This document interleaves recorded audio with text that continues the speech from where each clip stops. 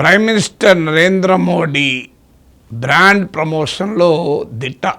వాస్తవంగా బీజేపీ చాలా పెద్ద ఎత్తున నరేంద్ర మోడీ బ్రాండ్ను గుజరాత్ చీఫ్ మినిస్టర్ అయినప్పటి నుంచి ప్రజెంట్ చేస్తూనే ఉంది. కానీ ఇటీవల వరుసగా చూస్తే మోడీ బ్రాండ్కు వెరీ బిగ్ ఛాలెంజెస్ ఎదురవుతున్నాయి. సో ఇందులో ఉదాహరణకు మీకు అసలు మోడీ అంటే unassailable, this the first brand. మోడీని ఎవరు ఓడించలేరు, మోడీ ఆల్వేస్ విన్స్ అనేటువంటి బ్రాండ్ క్రియేట్ అయింది. అఫ్కోర్స్ దాని వెనకాల ఎలక్టోరల్ విక్టరీస్ ఉన్నాయి. 2014లో గెలిచిన దానికన్నా 2019లో గెలిచారు. చాలా రాష్ట్రాల్లో అధికారంలోకి వచ్చారు. సాంప్రదాయంగా తమకు బలము లేని బెంగాల్ లాంటి రాష్ట్రంలో ప్రధాన ప్రతిపక్షమయ్యారు. సో ఇలా మీకు దేశమంతటా కూడా నార్త్ అండ్ వెస్ట్ ఇండియాలో 2014లో గెలిస్తే 2019కి వచ్చేవరకు ఈస్టర్న్ ఇండియాకి ఎక్స్పాండ్ అయ్యారు. ఒరిస్సా, బెంగాల్ లాంటివి. యూపీలోనైతే తిరుగులేని పొజిషన్కి వచ్చారు. సో ఈ పరిణామాలన్నీ చూశాక సహజంగానే మోడీని ఓడించడం సాధ్యం కాదు అనే భావన మొదలైంది. 2014లో పవర్లోకి వచ్చేతోనే విత్ ఇన్ 1 ఇయర్లో, ఐ థింక్ 2015లోనే మీకు బీహార్లో మోడీకి ఎదురుదెబ్బ తగిలితే అద్వానీ, జోషి లాంటి వాళ్ళు లేఖలు రాశారు.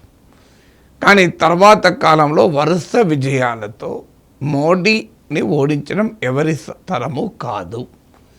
మోడీ ఈజ్ అన్అస్సేలబుల్ అంటే ఎవరు కూడా ఓడించలేరనే భావన తీసుకొచ్చారు. ఈ భావనకు 2024 ఎన్నికల్లో మొదటిసారి బిగ్ దెబ్బ తగిలింది. సో ఫస్ట్ టైం 2014 తర్వాత అధికారం రాగలిగింది, కానీ బీజేపీ సొంతగా మెజారిటీ కోల్పోయింది. 2014లోనూ 2019లోనూ సొంతగా మెజారిటీ వచ్చింది. 2024లో 400 సీట్ అని చెప్పి పెద్ద ఎత్తున వాతావరణం క్రియేట్ చేశారు.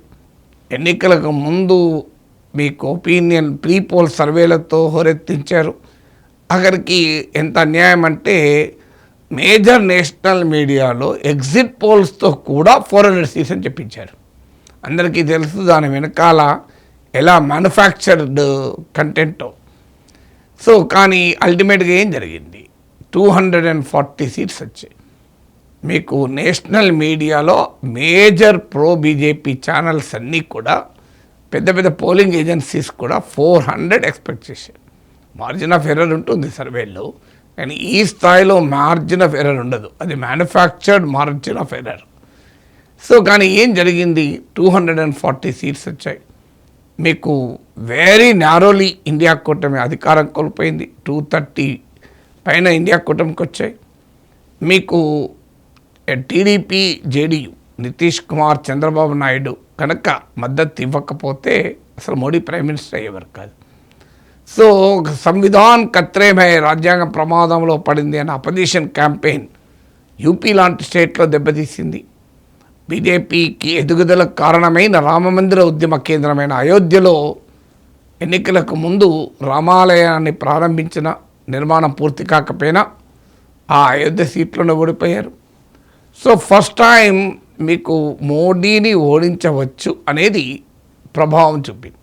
కానీ ఆ తర్వాత మళ్ళీ హర్యానా, ఢిల్లీ, మీకు మహారాష్ట్ర, బీహార్ గెలవడంతో మళ్ళీ మోడీ ఓడించలేరు అనే ఇమేజ్ మళ్ళీ స్టార్ట్ అయింది.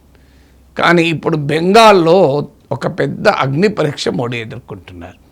తమిళనాడు, పశ్చిమ బెంగాల్ 2 రాష్ట్రాల్లో కూడా, ముఖ్యంగా బెంగాల్లో, ఎందుకంటే అక్కడే బీజేపీ నేరుగా అధికారంలోకి రావడం. అస్సాం పొలిటికల్గా సిగ్నిఫికెంట్ ఉన్న స్టేట్ కాదు, కేరళలో పొటెన్షియలే లేదు మీకు.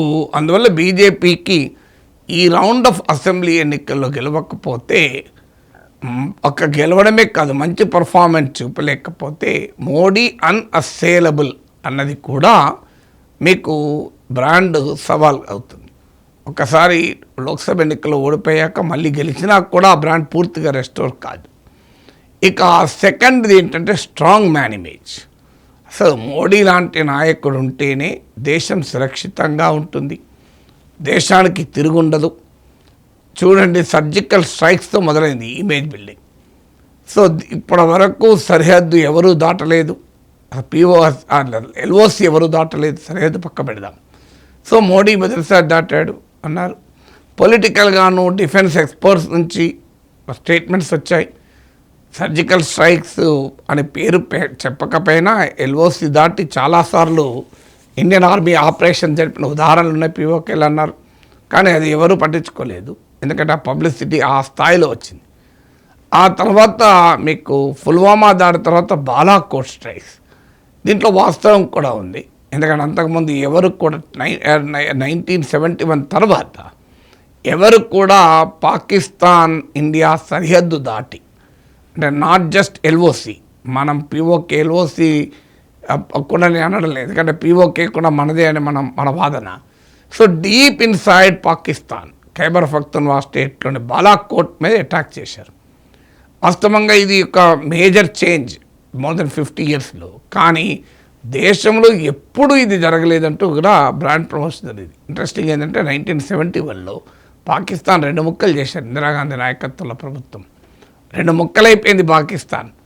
మీకు 90,000 అబోవ్ సైనికులు, పాకిస్తాన్ సైనికులు 90,000 మంది తల వంచుకొని ఇండియన్ ఆర్మీ ముందు లొంగిపోయారు. ఆఖరికి ఆ ఫోటో ఆర్మీ చీఫ్ కూర్చున్న సీట్ వెనకాల ఉంటే ఇటీవలనే అది కాంగ్రెస్ టైంలో సాధించిన విజయం అని భావించి దాన్ని తీసేశారు. అన్ఫార్చునేట్, అది కాంగ్రెస్ బీజేపీ విజయం కాదు, భారత విజయం అది. కానీ ఆ రకంగా 1971 వార్ను మించిన వాతావరణం. వాస్తవంగా బాలాకోట్ స్ట్రైక్స్లో ఒక్క పాకిస్తాన్ సోల్జర్ చనిపోలేదు. పాకిస్తాన్ తీవ్రవాదులు ఎంతమంది చనిపోయారు కూడా మనకు తెలియదు. So Balakot strikes are significant, దాంట్లో డిస్ప్యూటే లేదు. కానీ మరి 1971 వార్ విజయంతో పోల్చకూడదు కదా, ఆ స్థాయిలో పోలిస్తే అసలు కంపారిజన్ లేదు కదా. అయినా స్ట్రాంగ్ మ్యాన్ ఇమేజ్ ప్రొజెక్ట్ చేశారు.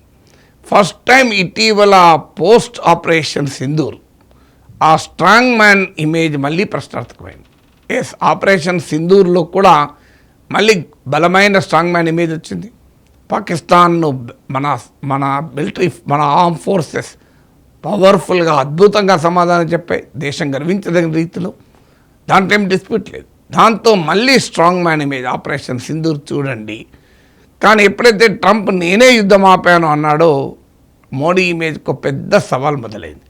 ఇప్పటికీ ట్రంప్ను స్ట్రేట్గా యువర్ రాంగ్ అనలే మోడీ. ఫారిన్ మినిస్టర్ అంటున్నారు, వాళ్ళు అంటున్నారు, వీళ్ళు అంటున్నారు, కానీ మోడీ అయితే ఇంతవరకు ట్రంప్ను యువర్ రాంగ్ నువ్వు ఆపింది నిజం కాదు అనలే. ఈలోగా పాకిస్తాన్ డిప్లొమాటిక్గా చాలా ప్రాధాన్యత పొందింది గ్లోబల్ జియో పాలిటిక్స్లో. ఆ పోస్ట్ ఆపరేషన్ సింధూర్ సౌదీ అరేబియాతో ఒప్పందం కుదుర్చుకుంది. మీకు ఇరాన్ ఇప్పుడు వార్లో కూడా కీలక భూమిక పోషిస్తోంది, అమెరికాతో స్నేహం పెరిగింది. ఇదంతా కూడా పోస్ట్ ఆపరేషన్ సింధూర్. దాంతోపాటు ఆపరేషన్ సింధూర్ ఆగది అని అన్నారు, కానీ ఢిల్లీలో దాడుల తర్వాత ఇప్పటి వరకు అసలు పాకిస్తాన్ సంగతి తేలుస్తామని కూడా మోడీ మాట్లాడుతున్నాడు. మీరు గమనించండి, ఈ ఎన్నికల్లో కూడా అసలు సంగతి తేలుస్తామని కూడా అంటలేదు. ఎందుకంటే అడిగితే అంటే క్వశ్చన్ వస్తాయి, బట్ ఢిల్లీ వెళ్ళాల తర్వాత ఎందుకు ఆపరేషన్ సింధూర్ మొదలు కాలేదు, కంటిన్యూ కాలేదని క్వశ్చన్ వస్తుంది. సో అందువల్ల అక్కడ మళ్ళీ స్ట్రాంగ్ మ్యాన్ ఇమేజ్ కూడా ఒక సవాల్గా మారింది. ఇక థర్డ్ ఫ్యాక్టర్ విశ్వగురు ఇమేజ్. ఈ విశ్వగురు ఇమేజ్ను పెద్ద ఎత్తున ప్రజెంట్ చేశారు. అసలు ఎన్ఆర్ఐల మీటింగ్లతో హౌడీ మోడీ, కెంచో ట్రంప్, నమస్తే ట్రంప్, ప్రతి ప్రవాస భారతీయుల మీటింగ్లో మోడీ వెళితే మోడీ మోడీ అనే నినాదాలు. ఎందుకంటే మనలాగా పబ్లిక్ను మొబిలైజ్ చేసి మీటింగ్స్ చాలా దేశాల్లో పెట్టరు. ఎందుకంటే కానీ అందువల్ల విదేశీ నేతలకు కూడా ఆశ్చర్యపోయి ఉంటారు, ఏంది ఇన్ని వేల మంది వచ్చారని. సో ఒక పెద్ద ఆర్గనైజ్డ్ యాక్టివిటీ, అత్యధిక దేశాలు పర్యటించారు మోడీ. అసలు భారతదేశం అసలు యుక్రెయిన్ వార్ మోడీ ఆపుతున్నాడన్నారు. సో ఇక మామూలు ఇమేజ్ ప్రొజెక్ట్ చేయాలి విశ్వగురు. సడన్గా ఈ వెస్ట్ ఏషియా వార్ ఆ ఇమేజ్ను ఎలా దెబ్బ కొట్టిందంటే మామూలు దెబ్బ కాదు. అసలు మోడీ ఊసేవరు ఎత్తడం లేదు, అంతా హసీముని లాంటి దుర్మార్గుల చుట్టూ, పాకిస్తాన్ లాంటి దేశాల చుట్టూ తిరుగుతుంది. పాకిస్తాన్తో మనం పోల్చుకోవాల్సిన అవసరం లేదు, ఎందుకంటే అదొక దివాలా దేశం, అదొక దళారి పాత్ర పోషిస్తుందని మన జయశంకర్ అన్న నిజం. కానీ అక్కడ సమస్యల్లా పాకిస్తాన్ ఏదో చేస్తుంది అని కాదు. పాకిస్తాన్ చేసేది ఏమీ నిలబడేది లేదు, ఎందుకంటే స్ట్రెంత్ లేకుండా చేస్తే నిలబడదు. కానీ ఇండియా ఏమీ చేయడం లేదు ఎందుకనే ప్రశ్నకైతే ఆన్సర్ లేదు.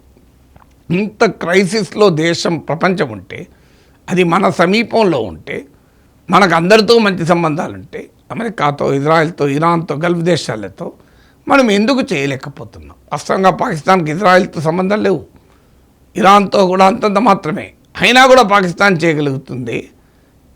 Why Modi silent? అందులో అన్నిటికన్నా మించి ఇజ్రాయెల్కి వెళ్ళి వచ్చిన గంటల్లోనే వార్ జరగడం, సో మోడీ క్యాలిక్యులేషన్ మొత్తం ఫెయిల్ కావడం, ఖమేనీ హత్య తర్వాత మౌనంగా ఉండడం, మళ్ళీ 1 or 2 days తర్వాత అప్పుడు మళ్ళీ సంతాపం చెప్పడం, పోనీ దానిపైన కూడా స్టాండ్లో నిలబడకపోవడం. సో ఇలా రిపీటెడ్గా లేటెస్ట్ అంటే హార్మూజ్లో భారతీయ షిప్స్ పైన ఇరాన్ ఫైరింగ్ చేయడం వరకు మొదలైంది. సో మధ్యలో ఇరాన్ నుంచి చూడండి మనం నెగోషియేట్ చేశాడు మన ప్రైమ్ మినిస్టర్, మన షిప్స్ వస్తున్నాయి బయటికి అన్నారు. ఇప్పుడు అది కూడా మళ్ళీ ప్రశ్నార్థకమైంది. సో ఈ విశ్వగురు ఈ బ్రాండ్ కాస్త ఈ వెస్ట్ ఏషియా వార్తో భారీగా దెబ్బతిన్నది. ఉక్రెయిన్ వార్ ఆపారన్న నరేంద్ర మోడీ పక్కనే ఉన్న వారిని ఎందుకు ఆపలేకపోతున్నాడు? అసలు ఏమీ సంబంధం లేకుండా విశ్వగురు కాస్త లోకల్ గురువు అయిపోయిందంటూ ప్రత్యర్థులు సోషల్ మీడియాలో అటాక్ చేస్తున్నారు. ఎందుకంటే పుదుచ్చేరిలో, తమిళనాడులో, బెంగాల్లో తిరుగుతున్నారు మన ప్రైమ్ మినిస్టర్. ప్రపంచ అధినేతలకు G20 బ్రాండింగ్ చేస్తే మనకు ఆశ్చర్యం వేస్తుంది. అది రొటీన్గా ఎవ్రీ ఇయర్ ప్రతి కంట్రీ దానికి చైర్మన్గా ఉంటారు. మన ప్రత్యేకత ఏం లేదు. మన తర్వాత ఇండోనేషియా చైర్మన్. కానీ G20 చైర్మన్గా ఇండియా కావడం, దేశమంతటా G20 మీటింగ్లు పెట్టి పబ్లిసిటీ, ప్రాపగండాకు పరాకాష్ఠకు తీసుకెళ్లారు. మరి G20కే నాయకత్వం వహించిన దేశం, బ్రిక్స్కి మనం చైర్మన్. బ్రిక్స్ కదలిక లేదు, మెదలిక లేదు. ఇంత పెద్ద వార్ జరుగుతుంటే ప్రైమ్ మినిస్టర్ మోడీ బ్రిక్స్ సమావేశాన్ని పిలవాలి కదా, ఎందుకు పిలవడం లేదు? ఆన్సర్ లేదు. అలా మనము ట్రంప్కు ఒక ఎక్స్టెన్షన్గా మారిపోయామా? ట్రేడ్ డీల్ విషయంలో ట్రంప్ చేసింది, రష్యన్ ఆయిల్ విషయంలో అమెరికా ఆదేశాలకు అనుగుణంగా మన ఆయిల్ ఇంపోర్ట్ తగ్గించుకోవడము, ఇంతవరకు ట్రేడ్ డీల్ విషయంలో మనం ఎన్నిసార్లు అవమానించినా మోడీ రెస్పాండ్ కాకపోవడము.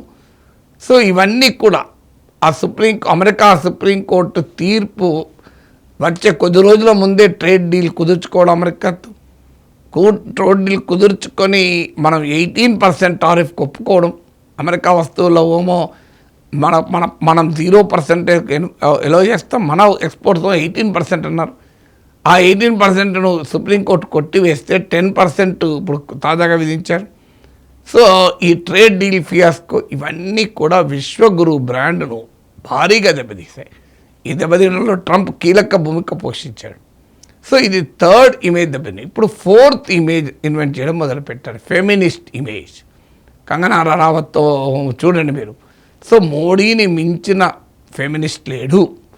అసలు మోడీ మహిళల విషయంలో అలా కాదు, ఇలా కాదు అని ఒక ప్రధానంగా మొదలుపెట్టారు. సో అది 2023లో స్టార్ట్ అయింది ఈ బ్రాండింగ్. మీకు 30 ఏళ్ళుగా ఆగిపోయిన 2.5 decadesగా ఆగిపోయినటువంటి మహిళా రిజర్వేషన్ బిల్లును తీసుకొచ్చారు. నిజమే, ఎందుకంటే ఫస్ట్ టైం ఈ 90sలో ఈ బిల్లు ప్రయాణం, మహిళా రిజర్వేషన్ల బిల్లు ప్రయాణం మొదలైతే 2014 దాకా ఏ పార్టీకి స్వయంగా మెజారిటీ లేదు. అందువల్ల 10 ఏళ్ళ యూపీఏ పాలన కూడా చేయలేకపోయారు. ఎందుకంటే యూపీఏ భాగస్వామ్య పక్షాలైన ఆర్జేడీ లాంటి పార్టీలు వ్యతిరేకించాయి. సో 2014లో మోడీకి పూర్తి మెజార్టీతో గెలిచారు. ఏ మిత్రపక్షం పైన ఆధారపడాల్సిన అవసరం లేదు. అయినా 9 years మహిళా రిజర్వేషన్ బిల్లు పైన ఏమీ చేయలేదు. సడన్గా 2023లో మహిళా రిజర్వేషన్ బిల్లును ఆమోదించి దేశవ్యాపితంగా మహిళల పక్షపాతి మోడీ హైతో ముమ్కిన్ హై అంటూ మోడీని ఒక పెద్ద ఫెమినిస్ట్గా ప్రజెంట్ చేశారు. మళ్ళీ అది కూడా డామిట్ కథ అడ్డం తిరిగింది. దాన్ని నెక్స్ట్ సెన్సెస్తో, నెక్స్ట్ డీలిమిటేషన్తో లింక్ చేయడంతో మొదలైంది ప్రశ్నలు. ఆఖరికి ఇటీవల తెలిసింది ఏంటంటే 2023 సెప్టెంబర్లో బిల్లు పాస్ అయితే దాన్ని 2026 April 16 రాత్రి 9:55 వరకు అసలు నోటిఫై కూడా చేయలేదు. అసలు ఇదేంది ఇంత చిత్తశుద్ధి లేకపోవడం, ఇది ఒక బిల్లు పార్లమెంట్ ఆమోదం పొంది రాష్ట్రపతి సంతకం అయ్యాక చట్టం కూడా అయిపోయినాక నోటిఫై చేయకుండా ఎందుకు ఆపారు? ఆన్సర్ లేదు. ఆఖరికి ఇప్పుడు దాన్ని డీలిమిటేషన్తో లింక్ చేసి రాజ్యాంగ సవరణ తీసుకొచ్చారు. సో రాజ్యాంగ సవరణ తీసుకొచ్చి ఏ రకంగా అయినా దాన్ని పాస్ చేయించుతారు అంటే అది కూడా ఘోరంగా దెబ్బతిని ఆఖరికి రాజ్యాంగ సవరణ వీగిపోయింది. సో దాంతో ఇప్పుడు మళ్ళీ దేశ ప్రజలను ఉద్దేశించి మాట్లాడుతూ చూడండి మహిళలకు మేము చేస్తానంటే వినడం లేదు అంటూ క్యాంపెయిన్ మొదలుపెట్టారు. కానీ సోషల్ మీడియాలో అవుట్రీచ్ చూస్తే అర్థమవుతుంది అసలు ఎంతమంది నమ్ముతున్నారో మోడీ. ఎందుకంటే అది ప్రతిపక్ష మీడియాను మేనేజ్ చేశారు. పెద్ద ఎత్తున మహిళా బిల్లు వీగిపోయిందంటూ తెలుగు పత్రికల్లో కూడా హెడ్లైన్ చూసాం. అది మహిళా బిల్లే కాదు, కానీ అపోజిషన్ యునైటెడ్గా ఉండడం వల్ల ఎంత పెద్ద పిఆర్ ఎక్సైజ్ చేసినా, ఎంత ప్రాపగండా చేసినా, చంద్రబాబు నాయుడుతో సహా ఎన్డీఏ మిత్రపక్షాలందరినీ రోడ్డు మీదకి తీసుకొచ్చి ప్రొటెస్ట్ చేసినా ఇండియన్ పబ్లిక్ ఒపీనియన్ మ్యానిపులేట్ చేయడం అంత సులభం కాదు. ఎందుకంటే అందరి ముందర కనబడుతుంది కదా. నా వీడియోకే 1,00,000 పైన చూశానంటే అర్థమవుతుంది. ఫారెన్ పాలసీ క్లీన్ బౌల్డ్ అంటే 1,00,000 పైన చూశారు. మహిళా రిజర్వేషన్ బిల్లు పైన మీకు మోడీ మాస్టర్ ప్లాన్ వీగిపోయింది అంటే 1,00,000 మంది చూశారు. That is an indication public opinion ఏ రకంగా ఉంది అంతానికి. సో అందువల్ల ఫెమినిస్ట్ ఇమేజ్ కూడా ఇంకా బ్రాండ్ అండర్ ఎగ్జిక్యూషన్, కానీ అది కూడా పటాపంచలవుతోంది, అది కూడా బూమరాంగ్ అవుతుంది. మీరు చూస్తుండండి. ఇప్పుడు బెంగాల్ ఎన్నికల్లో మమతా బెనర్జీ నుంచి మహిళా ఓట్లు లాక్కుందామని చేశారు. అది గెలిచినా ఓడినా కూడా బెంగాల్ ఎన్నికల్లో ఈ ఫెమినిస్ట్ ఇమేజ్ కూడా ఎక్కువ నిలబడదు. ఇక 5వది డెవలప్మెంట్ ఇమేజ్. ఇది చెప్పే ముందు 5వది ఇంకోటి కూడా మాట్లాడచ్చు. అసలు Chanakya image with is Amit షాతో కలిపి మోడీ ఏదైనా చేయగలడు, మోడీ మంత్రదండం ఉన్నవాడు, మోడీ అసలు ప్రతిపక్షాలను చీల్చి చెండాడగలడు, మోడీ అమిత్ షా ద్వయం ఏమైనా చేయగలరు. ఎందుకంటే ఎన్సీపీని చీల్చారు, మీకు శివసేనను చీల్చారు, జేడీయూను జూనియర్ పార్ట్నర్ చేశారు, టీడీపీని తోవకు తెచ్చుకున్నారు. So they can do anything అనేటువంటి డైమెన్షన్ వచ్చింది. ఈడీలు, సిబిఐలు, ఐటీలు ఉన్నాయి. ప్రతిపక్షాల ముఖ్యమంత్రులనే జైలుకు పంపారు. అంత పవర్ఫుల్ అని అందరూ భావించారు. కానీ కోర్టులు అటాక్ చేయడంతో మొదలైంది. కేజ్రీవాల్ కేసులో ట్రయల్ కోర్టు తీర్పు మొదటిసారి మోడీ క్లెయిమ్లో ఉన్న డొల్లతనాన్ని బయటపెట్టింది. ఏకంగా పార్లమెంట్లో జరిగిన ఓటింగ్ చూశాక అంత సులభం కాదు అపోజిషన్ను ప్రతిసారి చీల్చడం అనేది అర్థమైపోయింది. ఎందుకంటే క్లియర్గా 230 ఇండియా కూటమి ఎంపీలు ఒక గోడలాగా నిలబడి ఐక్యంగా ఓటు వేశారు. చాలా ఊహించారు మోడీ, అమిత్ షాలు. మమతా బెనర్జీకి మహిళా ఓట్లు పోతున్న భయంతో ఆమె రాదేమో, తృణమూల్ కాంగ్రెస్ కలవదేమో అనుకున్నారు. ప్రతిపక్షాల్లో చీలికలు వస్తాయి అనుకున్నారు. కానీ ఏదీ జరగలేదు. చివరకు రాజ్యాంగ సవరణ వీగిపోయింది. సో అందువల్ల 5వ ఇమేజ్ దెబ్బతిన్నది చాణక్య ఇమేజ్. ఇప్పుడు 6వ ఇమేజ్ డెవలప్మెంట్ మెస్సయ్య. సో ఇది కూడా మామూలు కాదు. ఇండియా 4th లార్జెస్ట్ ఎకానమీ 2025లో IMF ఒక ప్రిడిక్షన్ ఇస్తే అది కేవలం ప్రిడిక్షనే. దాని ఆధారంగా చేసుకొని జపాన్ను దాటేసాం, we're the 3rd largest economy అని చెప్పి పెద్ద ఎత్తున క్యాంపెయిన్ నడిచింది. మీకు నరేంద్ర మోడీ గాంధీనగర్లో ఒక బహిరంగ సభలో మాట్లాడుతూ 2025లో భారతదేశాన్ని ఎవరు ఆపలేరు, కోయి బి భారత్ గోరు సకే అని హిందీలో కరెక్ట్గా గుర్తులేదు, కానీ దాంతో ఎవరైనా ఆపాలని చూస్తే అంటాడు మోడీ, వెంటనే జనం నుంచి మోడీ హైతో ముంకిన్ హై అని నినాదాలు వస్తాయి. భారత్ను ఎవరు ఆపలేరు, 4th లార్జెస్ట్ ఎకానమీ అయ్యాం, ఎవరైనా ఆపాలని చూస్తే అని మోడీ ఆగుతారు, గ్యాప్ ఇస్తాడు. వెంటనే వేల జనం మోడీ హైతో ముంకిన్ హై అంటారు. ఎవరైనా ఆపాలని చూస్తే అని మోడీ అంటాడు, కొద్ది గ్యాప్ ఇస్తాడు, వెంటనే మోడీ హైతో ముంకిన్ హై అని దిక్కులు పిక్కటిల్లేలాగా నినాదాలు. ఇది జరిగి 1 year కూడా కాలేదు. ఏం జరిగింది? లేటెస్ట్ IMF ప్రిడిక్షన్ ఏం చెప్తోంది? ఇండియా 4th కాదు 6th లార్జెస్ట్ ఎకానమీ పడిపోయింది. అంటే జపానే కాదు, యూకే కింద కూడా పడిపోయింది. మనం 2021లోనే యూకేని దాటాం, 2021లో యూకేని దాటాం, 2025లో జపాన్ దాటుతున్నామన్నారు. ఇప్పుడు మళ్ళీ ఎక్కడికి వచ్చాం, మళ్ళీ 6th పొజిషన్కి వచ్చింది. లేటెస్ట్ IMF ప్రిడిక్షన్ చూడండి మీరు, లేటెస్ట్ అన్ని పత్రికల్లో వచ్చింది latest IMF prediction. So 6th పొజిషన్కు వచ్చింది. తెలుగు పత్రికల్లో కూడా పేజ్ 1లో వచ్చింది. సో ఏమైంది, ఇప్పుడు ఏమంటారు, భారత్ను ఎవరు ఆపలేరు, ఖచ్చితంగా ఆపకూడదనే మనం ఆశిస్తాం. ఎవరైనా ఆపాలని చూస్తే మోడీ హైతో ముమ్కిన్. మరి ఏమైంది, ఎవరు ఆపాలని చూశారు, ఇప్పుడు ఎందుకు పడిపోయింది అంటే IMF అంటే ఎకానమీలో వాస్తవంగా మోడీకి ఎప్పుడు కూడా ప్రజలే ఓటు వేయలే. అది మీకు లోక్నీతి CSDS సర్వేలు చూడండి, 14 ఎలక్షన్స్, 19 ఎలక్షన్స్, 24 ఎలక్షన్స్ చూడండి, క్లియర్గా అర్థమవుతుంది. Modi's rating even India today 3 of the nation సర్వేలు కూడా చూడండి, కానీ ఏది కూడా మీకు ఆ ఇంపాక్ట్ లేదు. అందువల్ల క్లియర్గా మళ్ళీ ఇక్కడ కూడా దెబ్బతిన్నారు. సో ఇలా బ్రాండ్ మోడీని ఈ లాస్ట్ 1.5 ఇయర్స్లో మీరు చూస్తే వరుసగా డిమానిటైజేషన్ లాంటి ఒక గడ్డు స్థితిని కూడా తనకు అనుకూలంగా మార్చుకోగలిగాడు మోడీ. కానీ ఇక్కడ మాత్రం మళ్ళీ ఒక్కసారి స్టార్ట్ అయితే చూడండి, ఒకదాని తర్వాత ఒకటి బ్రాండ్ మోడీకి ఎన్ని సవాళ్ళు ఎదురవుతున్నాయో మీరే చూడండి.